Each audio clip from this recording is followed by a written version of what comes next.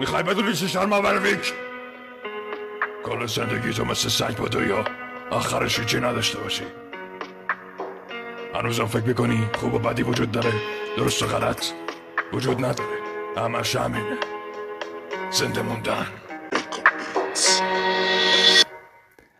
وقتی کردم چشامو باز من درد با بساط بود عین و روزن، چشم به هم زدم تو 10 سالگی، من و اون با هم شدیم تورگی. 13 بودم دیدم رفیقم تو فکر کامو حبس کرد، گفت میزنم یه قرف کافی بود بپره نشگی شرودود توهم ترحم it was not good. یادم نمیره تو 14 سالگی بیپولی اومد و شد زندگی سگی، وقتایی که توی جیب نبود اسکناس، کله خالی بودیم تو فکر پلاس. 15 بودم دیدم رفیقامو قلقلی میکردن تو خودم بد خودخوری، حرف میزدن به میگفتن اسکلی دکان میگرفتی بعد کره خوری.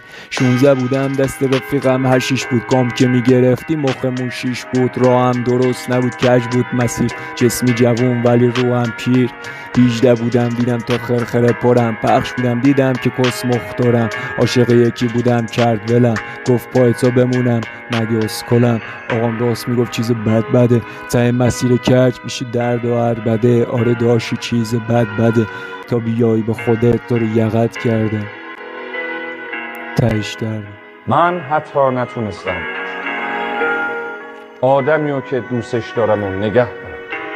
به من میگفت تو طلبکاری، گفتم آره بابا من طلبکارم، من از عالم آدم طلبکارم، من از خدا طلبکارم، من از بچه مایه داران طلبکارم، من از پارتی بازی طلبکارم.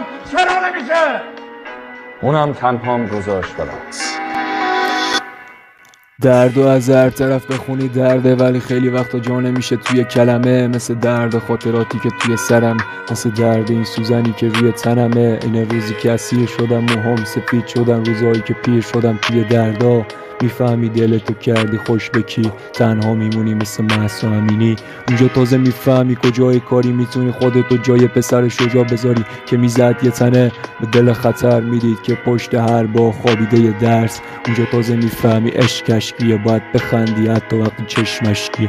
فکر نکنم باختی نبینه شکستی، دور میشی از آدما که نشیدم دستی. اونجا تازه میفهمی یه تار موی مامان میارزه به کل این دنیا، هیله ها که نذارم بزنی بوسه به دستش، میبینی خنده هاشم شده رویا. آره داشتی درد از هر طرف درده تا بیای به خودت یقت کرده.